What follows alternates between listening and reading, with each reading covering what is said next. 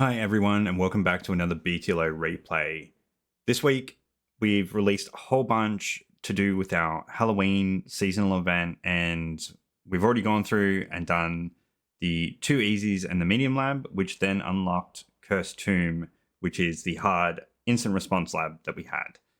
Now, remember you needed some keys, which were the last questions in each of the labs, so make sure you took notes of what you were doing, and hopefully that's teaching players more and more to take notes. We definitely recently had a lab series that relied on 2 previous labs, so you definitely needed good notes for that one.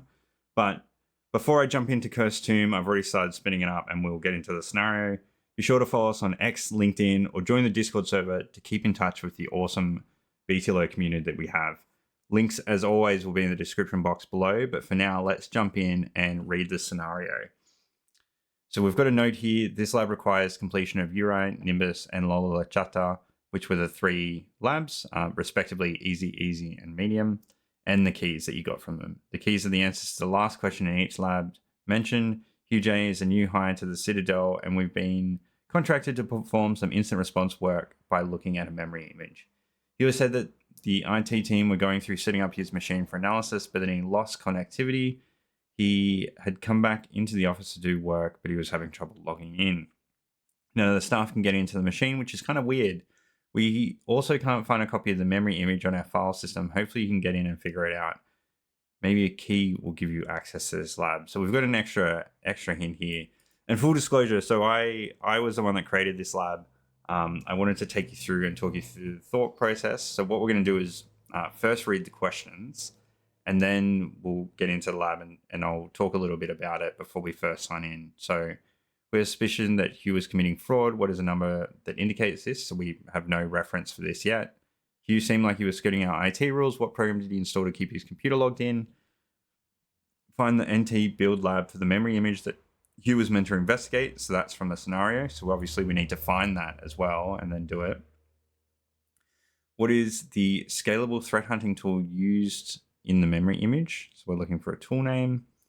What is a local user of the memory image that is responsible for executing command.exe4544? It looks like an attacker was playing with us. What are the files used to interrupt the investigation? The interrupt is part of a chain answer with the last file only. The next 4 questions will accept one of the 4 answers. When you find a file path, try all 3 until you get it correct. Now, the reason that we've done this is we can't do what I wanted to do was have like an answer just accept 4 times. We can't do smart answers yet. And if I did an or statement, then you could get the answer for having the same file path for all 4. So each one of these is set to a single one. You have unlimited tries. That's why we've done it this way. What is the commonality between all of the interrupt methods? The attacker got everywhere on the system, but we can't figure it out. Check what local groups he was part of. So simple enumeration there. We can probably do this one once we kind of get rid of the interrupts. We can do that. What was Hugh's remote IP and his password? What is the unfinished remaining tasks that Hugh had to do? Seems like Hugh thinks the data was taken. Can you find the program that was used and the names of the files taken? There is some evidence that suggests that it was active exfiltrating data for at least an hour. What is the start date and time in this evidence source? Looks like we know why Hugh was having so much trouble. What's his unique decryption ID? The attackers might have laid a trap for us. Check the known locations from before and then provide the SHA-256 of the file that matches on VT, so virus total. What's the type of malware? What type of malware is this and what's the family name? So we're obviously going to get that from VT. Seems like they're taunting us. What do they call themselves and where did they say to get better? So 19 questions, seems like quite a long lab. Before we jump in, so the interrupts here, obviously I've got a bit of background knowledge here, but the interrupts are actually methods of persistence that I installed in the system. And we'll get into exactly what they are, but they interrupted you from continuing the lab. They essentially kicked you out. So this lab, we kind of described when we did the release that it's actively going to fight against you and you need to figure that out as you go. It definitely tripped some players up, but we had plenty that finished it. So this was a pretty good one. It gives us a hint here. username BTLO, what is the password? We don't know. I mean, you could be tricky and try the 3 question marks, right? You're not going to get anywhere. All right, so obviously we had 3 keys, and I'm just going to enter the one correctly. And I think we've got, at this stage, we don't have paste functionality. No, we don't. So we have to type this one out. So this one was 4 equals B, capital B, A, V, capital O, 29, open curly brackets. And let's see if I've done that right. And I'll show you this before we jump into it. Open curly bracket, and then I don't know what this is called, but like the dash, the vertical dash that's like above the enter key. Then I think it was, this has tricked a lot of people up, but I think it was LQ, lowercase L, capital Q, question mark, BE at MWN capital E.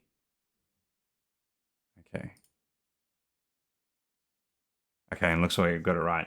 So it tripped a lot of people up. That L could have been a capital I based on what you're looking at. So you might need to check in like a notepad first before we get into it. So we're jumping into the box. We know there's some persistence mechanisms against us, and we're definitely going to have to try and figure this out. While we're waiting for, I think we're actually waiting for one of them to spin up still. So cancel that. That's a standard thing when we haven't shut down the snapshots correctly, or maybe something's happened, especially with this lab, because there's a lot wrong with it. So here's the first thing. This will actually shut down the machine within 30 seconds. One way to cancel it, though, is just to close that window. If that's not running, it's just got to sleep, and we'll see that eventually, but that's where we are. The next thing we need to look at is scheduled tasks. So obviously we're looking for persistence, and I'll get into why. So you would have stopped that first one, and then you kind of need to go and investigate it, and we definitely will. We know that. So I just want to kill these now. The 2 main ones we can kill now, so we can kind of then go with an investigator mindset. But if we go to scheduled tasks, because we're looking for persistence, right? So let's go in here. We've got task scheduler library, I think. So looking down here, we've got as system startup. This is the Amazon EC2 stuff. That's probably not it. Model triggers defined. We could go look. So the Microsoft Edge and Google Update stuff is pretty standard. Then we've got these kind of ones. So what we're looking for is like location, who they're run by. So we've got administrator. We're looking for maybe the actions. So git bash, that's to do with the lab. You could also check this with other labs to see what's in here and compare them. What we do notice though is that we see here start a program, C users Hugh J. It's in some custom, in some history directory. This looks suspicious. So it's a bat file, cursed tomb, essentially. So what we're going to do is we're going to disable this one. And I actually don't think you can see it in this unless you go into the formal editing. So let's run when a user is logged on, run with highest privileges. I think, can we go, let's go properties, triggers, edit. Let's see if this pops up for us. And we'll see here in a sec, we'll jump into command line and run some commands, but essentially Hugh, we will find, is part of the administrator group, which is actually why we can interact with all this.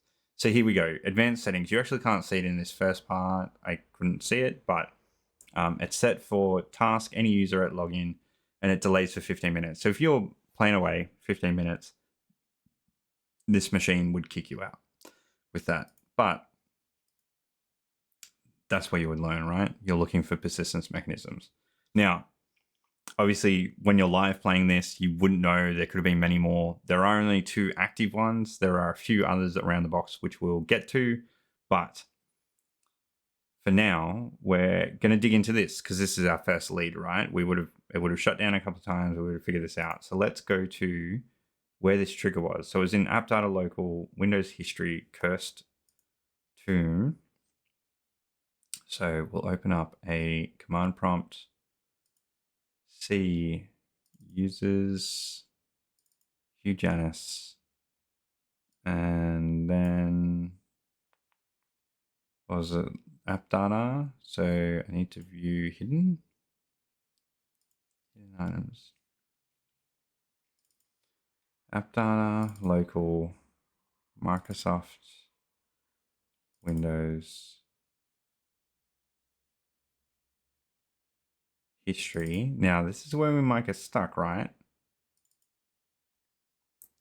Yeah, so I got stuck here before. So we can't actually click into history because it's kind of like this weird hidden file.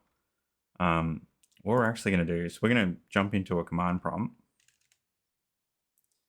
I'm just going to make this an administrator one. And then let's copy this CD into here. See if we can CD into history. Oh, don't want that last one. Okay, so we're in the history file. Let's do a dir. Okay, so we've got the curse bat in here. So we can get to it through command line. Let's just type it out and see what it says. So echo off, start, C uses BTLO test, desktop cyberchef modules, curseme.exe. So we've kind of got an exe here. The persistence questions we're asking for the full path, and then to try it. So file.exe, it's hit the exe, so we're not really going anywhere after this chain. So we've got a wrong answer there. This is a bit of a trial and error, right? So there we go. Second one. So we know that we've got one interrupt or persistence mechanism found. So we've got that. The next thing that we want to do is that box that came up, right? So we need to figure out the other persistence mechanism that was coming up when the user logged on. So one of the other common areas is run keys, right? So let's go have a look at the run keys. So let's go into registry editor. And we kind of jumped straight into a run key here. We didn't really have to go search for it. It's probably a mistake that I made when I did snapshot of this box, but we would have needed to know to go into here. So we have a key called countdown.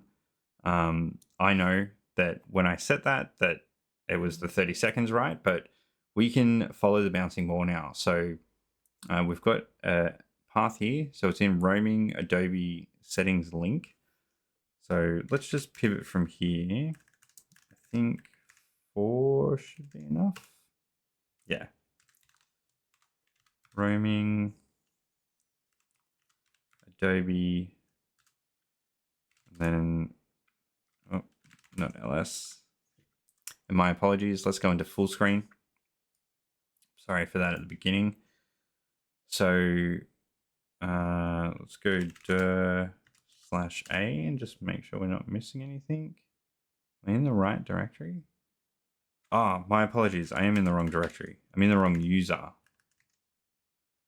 So 3 CD back one more. So we want to go BTLO test app data roaming Adobe,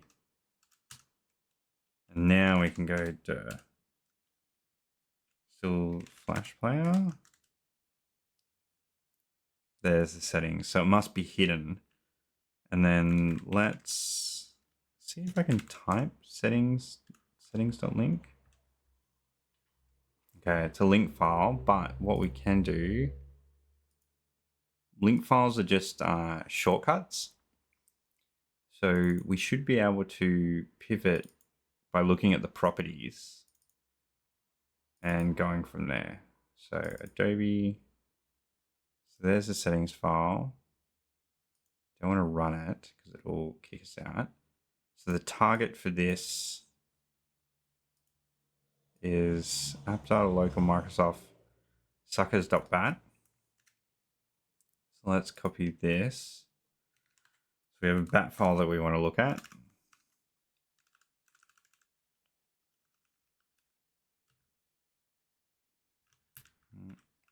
I need to put a space. And then let's type suckers.bat. So it pings. So this is the kind of 30 seconds. So a ping goes for about a second. So that's what it's doing. And then it's starting actually another batch file. So this svhost.bat in Thunderbird. Let's just copy that straight away and type it. And this time we get it's running this with some switches. Okay. So I guess let's copy this. And let's try a few of these. Not this first one. And we're doing this again because we've got to the end of the chain. There we go. We got to the exe. So there was the second one. Now, next one we want to do is, I guess we can keep going. And what would have led you to this is you would have played through the box. You would have tried a few things and noticed some stuff. So the first thing that you would have noticed is if you tried to launch Google Chrome, it failed to launch. And if you looked it up and tried to run it, it also would have failed to launch. So let's give this a try. I think if I try and run Chrome, here we go. So we can't get this any key to continue. So you've been cursed, and now you'll die in this tomb. We are the cursed tomb poltergeists. So who were they saying they were? Let's copy this and try this. This was one of the last questions. Who are they? Decryption ID. Where was it? Oh, it's haunting us. Name. So we have the name. Then where did they say to get better? Here we've got a link to some courses. So let's take this. Submit that. Now we can safely close this. As long as we didn't press any key, it won't continue the execution. But we got that there. So we know that when we tried to launch Chrome, we got that. And if we click through it, it would shut us down. So we need to figure out how that was doing the persistence mechanism. So what we actually want to look for is one of the previous blogs that one of my colleagues wrote, which was on, let me bring it up. It's on the image file execution options. So I'm just bringing this up here. So this was one that Renmark wrote for the team. But essentially what it is you can add another binary that will execute when you add it to the key. So we can actually take what we want to look is we want to look for the reg query and then look for Chrome. And I think he's got a query. All right, I just need to change this add one. Let's just do that. So reg query, and we want to query this.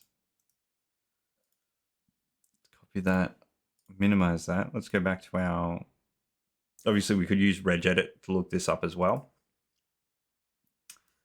And it won't let me paste in. So reg query, and then HKLM software Microsoft Windows NT. And this is why we need the quotes for the key, because there's actually a space in this key. Current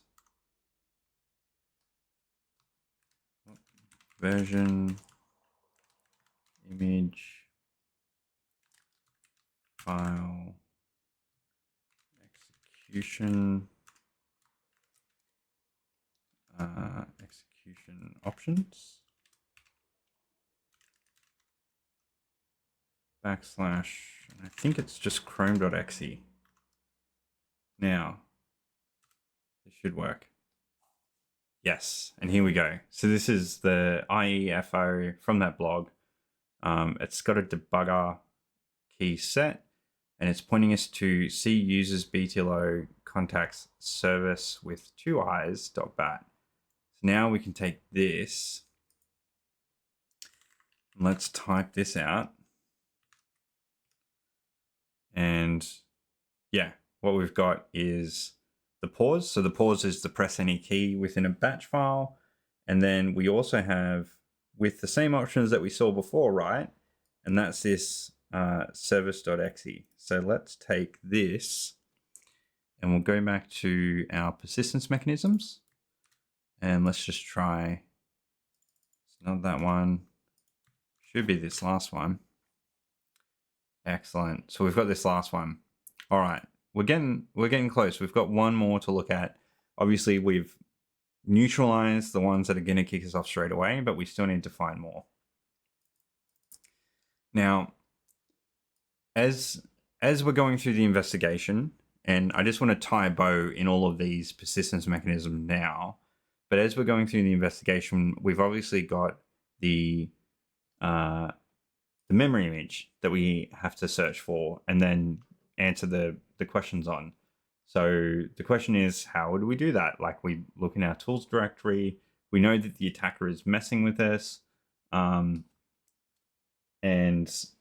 what we would try and do is we would go volatility workbench, and we might try and run volatility workbench.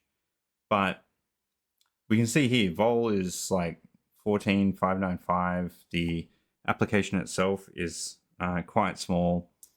We could maybe right click on it and go properties to check this out. Description, volatility workbench. Okay, nothing really there. We have this batch file as well. If we look at the original volatility workbench, it doesn't actually have, or did I messed up? So I will come back, but we can see there, I wanted to just open it with Notepad, but Windows had a different idea. I will come back, but I've just booted myself out and we'll have to get rid of those persistence mechanisms again and come back. But it's a good way to see that even though I made this, I still messed it up. So I will be back. All right, defenders, we are back after I made that mistake. We know that this is going to pop up. We know there's another pop-up going to happen from the run key.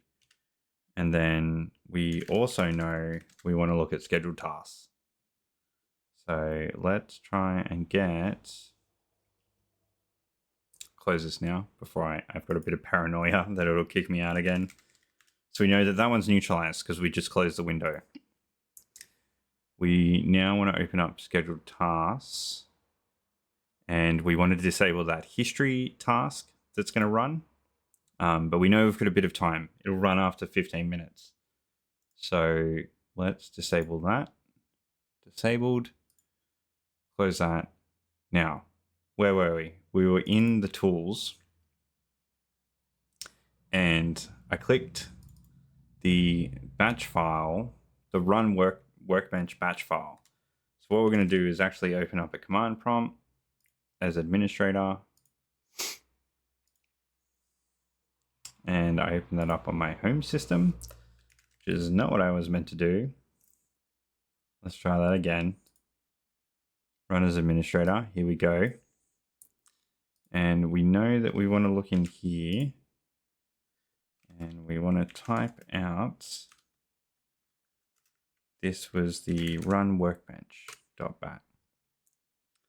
So here's our last persistence mechanism. Now remember the other one was the Chrome window that popped up the text where we could kind of get around not executing it by just closing the window. But here we go, not the commonality, it'll be this one. Nope, because clearly it didn't copy. Let's try this again. Oh, don't tell me this isn't going to copy. Problem with the lab sometimes. The way around this is to just restart the lab, but I don't want to do that. Bear with me. I will be back. And there we have it. That one worked. So we've got the 4 persistent mechanisms. Now, the question here is, what is the commonality between all of the interrupt methods? So let's go, I guess let's try and, well, let's not do that. Let's go, I should have this stored locally. Tools, volatility, workbench, vol work, plugins. So this one's in the plugins and vol work. It's an administrator. So file description there is saying Windows shutdown and annotation tool by Microsoft Corporation. So if I go properties and I go details, the original file name is just shutdown.exe and it's asking for a file name .extension. So if we went through and we looked at all the other 3 that we had, we would see that it's the same file size. It's actually the same file and that it's all the shutdown.exe. So the switches that we were seeing before is actually to force shutdown with no wait. And that's how it was running on the system. So if we go shutdown.exe, there we go. We've got that one. We could just compare. Another method is we could use certutil to hash the files and go on VT and have a look. But this one was pretty simple, just doing a right click and looking at the properties.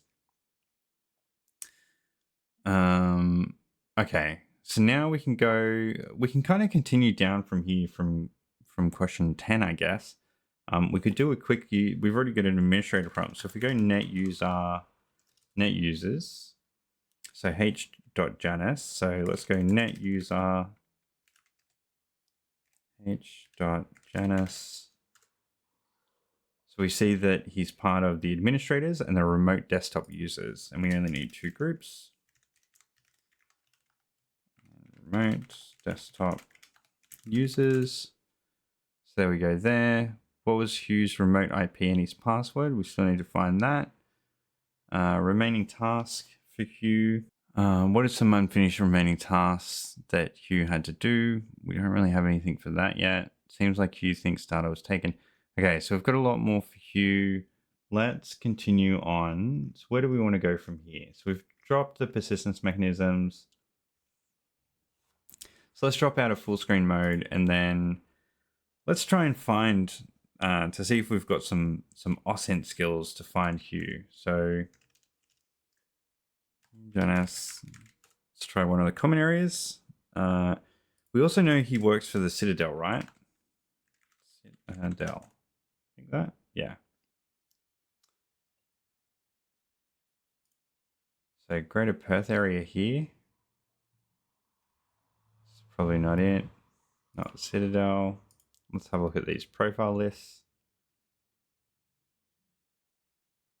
DevSecOps engineer at the Citadel. So promising. Let's have a look at his posts. So he's working on a new contract, flexible work from home. What have we got here? It looks like we've got a little notepad. And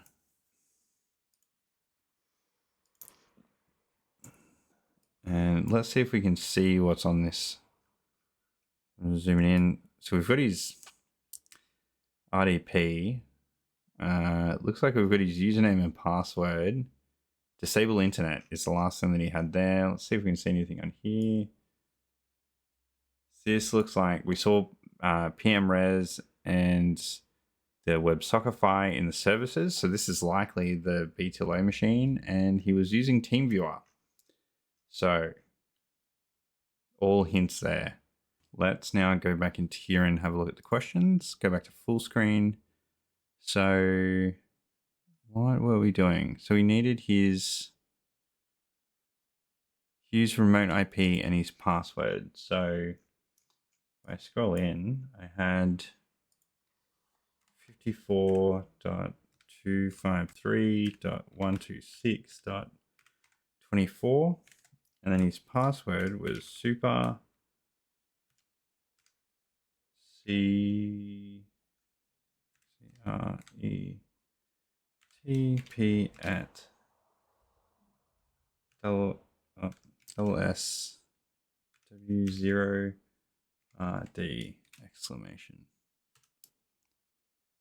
There we go. So answered correctly there.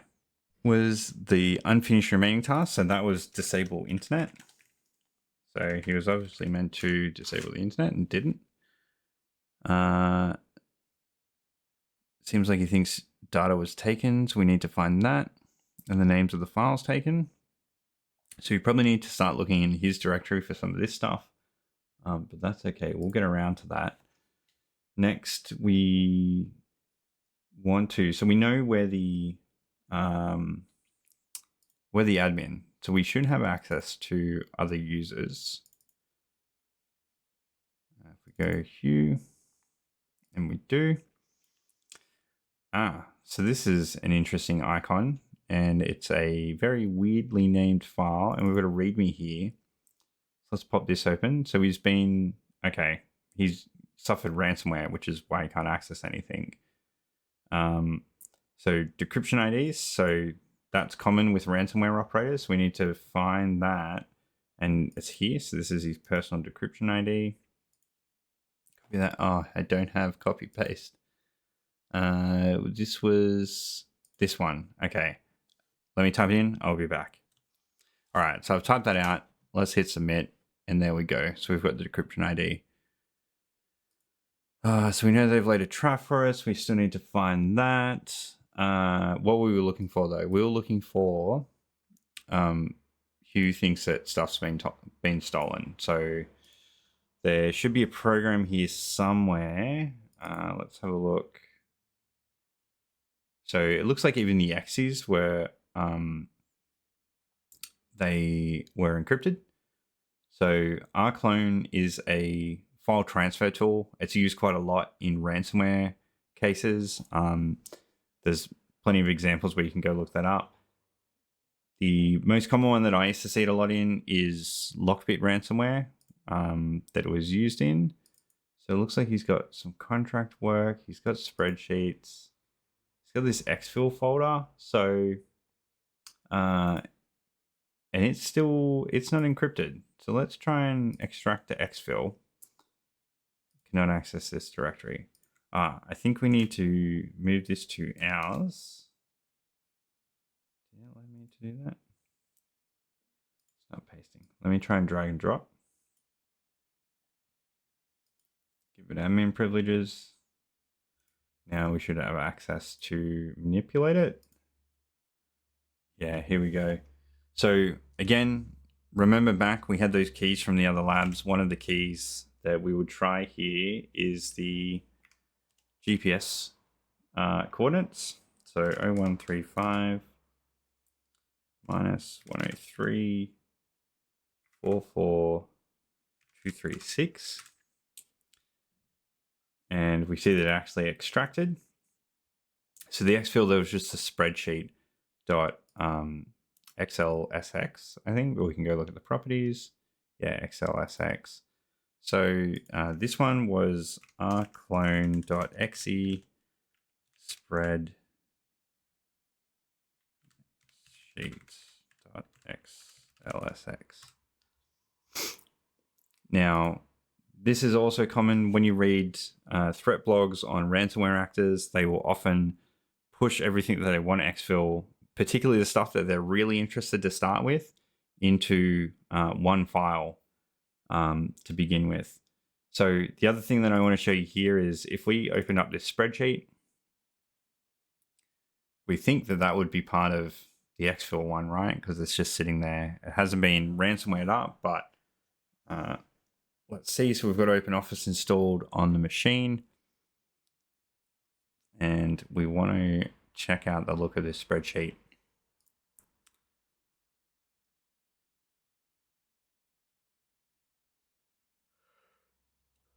So we can see here there's a lot to this one. If we zoom out, let me try and zoom variable Let's try 50%. We can see it kind of looks like an image. For those that noticed, this was like my little icon for ages. I have a little GIF image. So little Easter egg there for anyone that did notice it. All the numbers are actually color code. And because if this was opened in actual Excel, it would show the colors. But because I had Open Office, it didn't work. So what we want to do is go back to the Exfil folder, which has the actual spreadsheet that the threat actor was trying to get. And this is where we can see. So this is contract times for Citadel. So obviously Hugh is tracking his time and his hourly rate. So he's getting an hourly rate of 173.34, time spent 2.5. But then if we look here, it's like his amount is kind of off, right? Like we've got this weird modifier of 1.167. Now that goes all the way down. And obviously he's probably just submitting this timesheet and hoping that no one checks it, or maybe he's just submitting this and no one manually checks it rather than the thing. So we actually know that that was one of the questions that we were looking at. So this answer will accept either the 1.167 or the 0.167 because we're mainly after just the modifier of what Hugh was ripping the company off for. So there we go. We've got that one. We found the Exfil question. Yeah. So that was pretty straightforward. So let's discard that. We don't really need that anymore. We don't need the Exfil one. So, and also we've used two keys, right? We've used one to log in and then we've used one to get that Exfil one. So next question that we're going to move on to is the, I think further down. So we're going to continue on this path of, there's some evidence that suggests that it was actually exfiltrating in the last data was the start date and time. Now, we don't have network logs, or we haven't seen any yet. So what are the data source could we look for to see what time that the exfiltration was starting with Arclone? One way we could look at the prefetch. This is a Windows 2019 server. So servers generally don't have prefetch enabled by default. We definitely could go check it. Because it's a server endpoint that we're looking at, I'm actually going to go check and look for the shrum first and then parse that and have a look at it. So what we're going to do here is we need to use one of Eric Zimmerman's tools. And I mean, we could parse everything for the user and have a look at it, but we might just be able to do it with the shrum parser. So it is in here, and the one that we want to use is this one, the shrum e command. So I'm going to copy this, and then let's change into this directory. And let's look at the help. I think it's a question mark. I can never remember. Might not be. Oh, there we go. It was the question mark. So we want to give it a SRU DB. So a shrum database.dat file to parse. So from here, what we're going to need to do is go and find that for Hugh Janus and then parse that. Sorry, my apologies. Not for Hugh Janus. We just want to, the shrum is not user centric. We just want to parse the file. So what do we need? I think TACF is what we want to give it. C Windows System 32 is where I think it sits. And then it's in the SRU folder. And then SRU, we need the, should have typed it out more, but it's the SRU db.dat, too far, SRU db.dat. Let's parse that. What did it say? I need option, I think I need to give it option CSV is required, and then I need to point to where I want the CSV. Okay, so CSV C users. Let's put it on my desktop. BTLO test desktop, and then I don't need to give it a file name. So let's do this. Boom. Lots and lots of different Shrum files. So I forget which one of these it was, but let's just have a poke around. Let's go okay.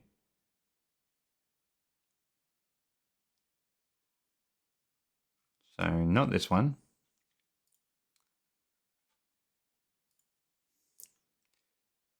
I will be back when I find which one it is.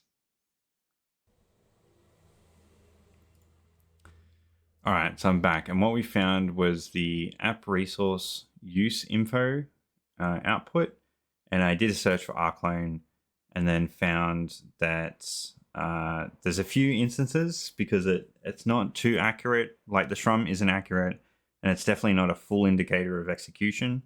But we know that this was just run for the ransomware, so this is a pretty good indicator. And the first time that we hit is this 15th of October at 8:31. So there's a few other times in here, but that's the first time that we see it. So let's give that a try. So we needed 2023, 10, what did I say, 15, then 08:31, enter. And there we go. We got that one right. So again, the Shrum has a lot of other useful information here. It can kind of estimate data bytes up and down for being executed, but obviously there's a lot of overhead depending on the programs being run.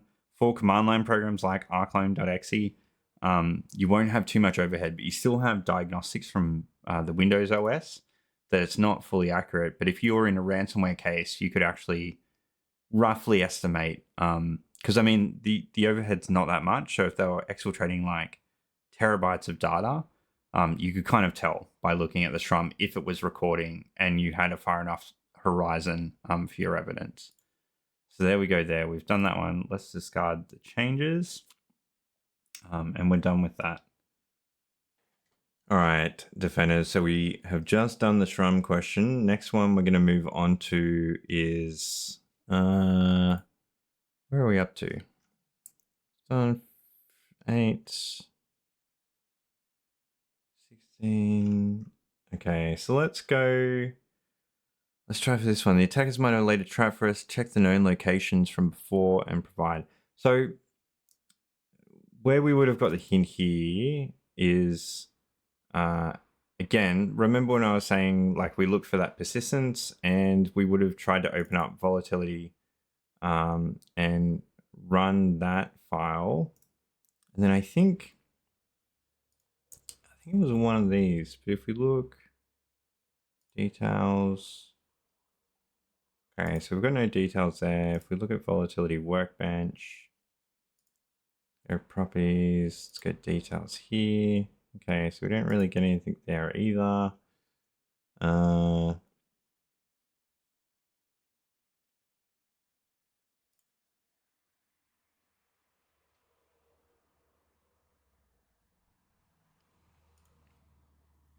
Yeah, so we would have clicked on volatility workbench and it kind of like didn't work. And then we tried to run the batch script and it shut down the computer.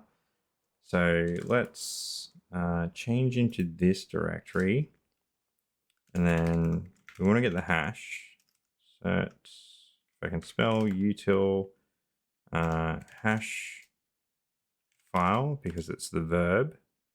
And then volatility workbench, and we want to SHA 256. So we get the hash here.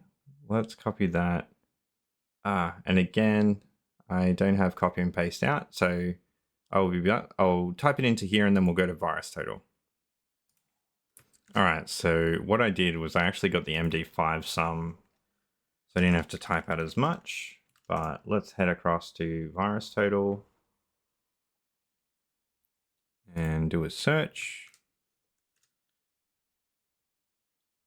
So here we go, volatility workbench. It was submitted 21 days ago, so roughly around when we had it.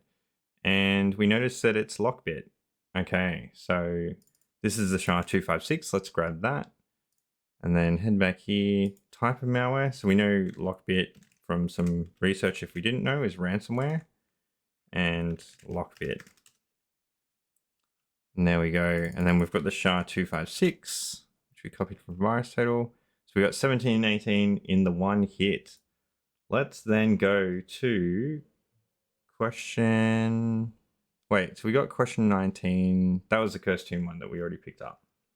All right, so what have we got left? Really not much. So we got 4 questions left, and this looks like it all relates to... Oh no, some skirting the IT rules, what program did you install, and then looks like the memory image that we then need to go into. So, what are we looking for here? Let's run, this will be easier. So I'm going to quickly run a cape. So I'm going to skip over this and come back, but we've done this in plenty of other labs. So if you're not sure, definitely go check out Follow My Lead, where I kind of go through and show you how to run cape. And it's more of a step-by-step guide in Follow My Lead 1. But for now, I will come back once I've parsed this and we'll start looking into the data. All right, and it looks like cape has finished. So let's close this. What we next need is Timeline Explorer. Now, if I was playing this fresh, I would be very cautious of all tools that I was using and check. Might do some hashes and compare them to make sure that what we're using. Oh, sorry, I'm looking at the sysinternals tools list, whereas it should be in the Get Zimmerman tools, and Timeline Explorer will be in here. Yeah, up top in a folder. Yeah, Timeline Explorer. Here we go. This is what we want to open up. We also want to open up the parse directory. And as a prompt, we were looking for Hugh seemed to be skirting our IT rules. What program did he install to keep his computer logged in? So I guess we already parsed the shrum. We could probably look at the shrum again because we know, I think looking at the folder sizes and file sizes now, we can see that this one's the one with all the data. So let's drop that in. And my apologies, let's go back to full screen.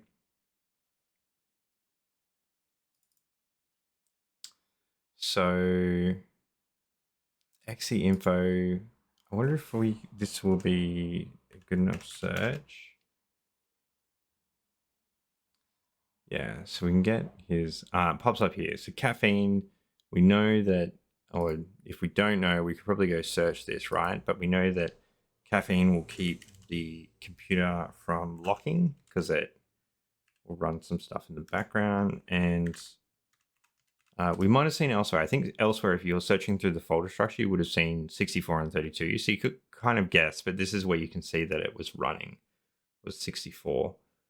All right, so then the next one is the image file. So the memory image. So searching through Hugh's data on his user profile, we would have seen that the zip got it got ransomwared. So we can't access that anymore. But if we look in the recycle bin here, we can see that they've actually just deleted it as well. So let's restore it. And then let's try and unzip this. Open into that. Now, this is where we haven't used our last key yet from the earlier boxes. So let's use it now. dbtf ny, bear with me because this one's not too long. jtmcaq Z8 star USTF.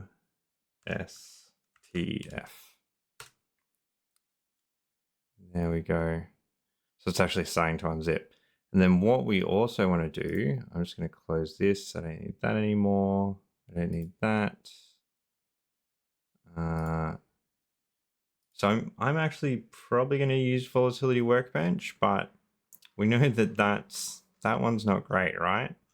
But I think what we do have is we have the original zip. So if we went and searched through all the files, we have that here. Let's drop that and let's extract this to Volatility Workbench. We can close this one.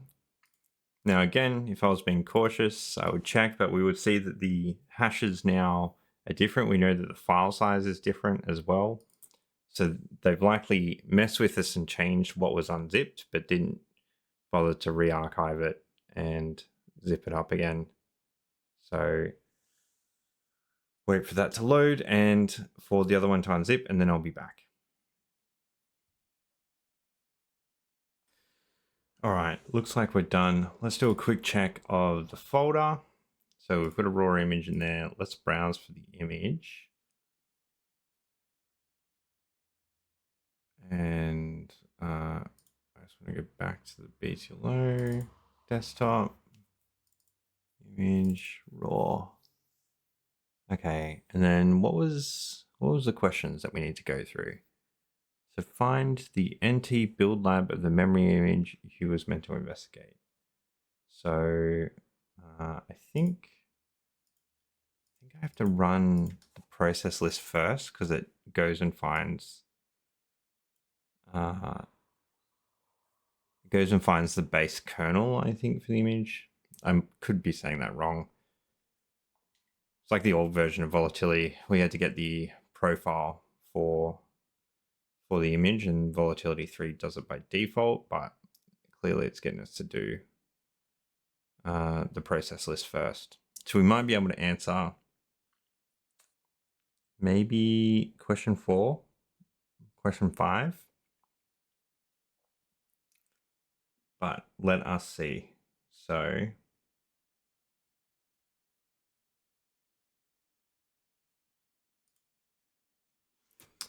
yeah, it's looking for the PDB signature scanner. Okay, oh, it just popped out. Okay, failed to obtain process list. This could be due to selecting the wrong platform.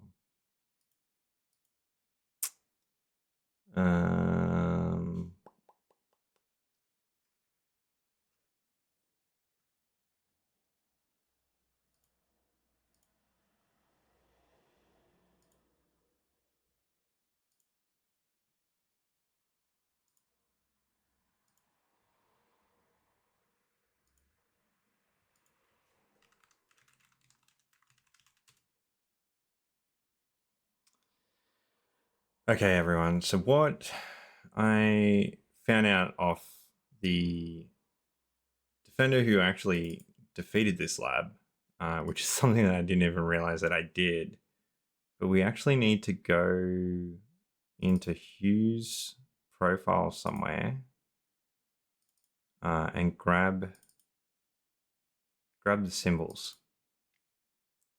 So we've got here.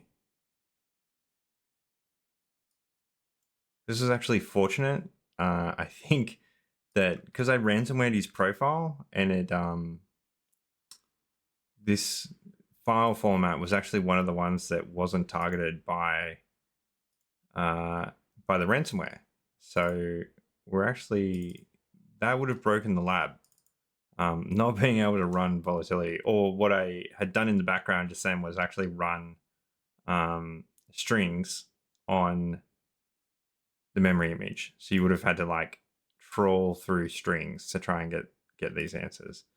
But let's try now. So all I did was copy from his profile that file. That actually looked like I was getting some progress there. And I dropped it into the symbols Windows ntkrpamp.pdb file.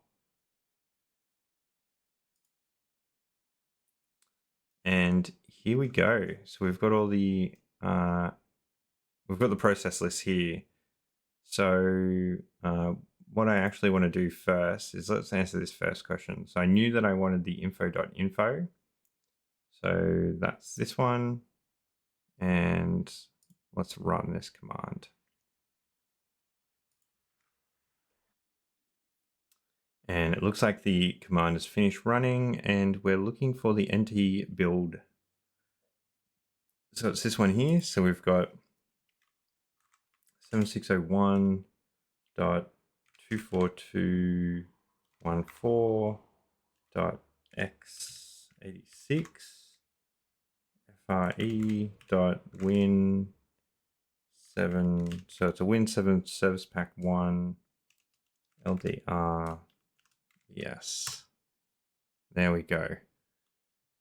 Then the next thing that we want to look at, so we've already got the process lists. We want to look for the open source. So straight away, I notice here we've got Velociraptor. Oh, this next line down, Velociraptor. So let's try that. Raptor. So that's an open source threat hunting tool. It's now owned by Rapid7, but it's the successor of Google Rapid Response, essentially. And then I think we're on the last question now. So the last one is, what local user of the memory image that is responsible for executing command 4544? So let's see if we can see some info here. 4544. So we've got this command here. And let's see. So we want the users. There should be a module here. Yeah, get SIDS. We can give it a process ID. And we have one that we want to aim for. I think these are numerical. No, not quite. Down the list. And let's run. Let's see what we get. And we're just looking for the local user of this. So here we go. We've got domain users, and then we've got this one. So let's oh, now I can copy. Okay. And ladies and gentlemen, defenders everywhere around the world, there we go. We are completed. We finished the lab. So this was the last Halloween lab. This was the hard one, the pinnacle. I think this took a good 3 days. Like, we're looking at some of the stats. Players were spending hours in these labs playing, and we had a great time putting these together, and we hope you all had really fun playing them and definitely learned something. Shout out to, I think I might pronounce your name wrong, but the Cyber Cold. I reached out about Volatility Workbench, and you pointed out that I had the profile elsewhere, and then you could pull it across to the main account. That was unintentional, and I'm glad that it didn't ransomware that file, because it definitely would have broken the lab. But thank you all for playing. Hope you all enjoyed it. Hope you enjoy these BTLO replay videos where we've gone through and taught you some new things about how the labs are put together. We definitely had a lot of fun doing this again. So thanks for watching. Be sure to subscribe to never miss a video. We go back to our regular single retired lab cadence next week. In the meantime, remember to join us on Discord and tune in every Friday at 6 p.m, I think now GMT, for BTLO Replay. Thanks everyone, and I'll catch you all next time.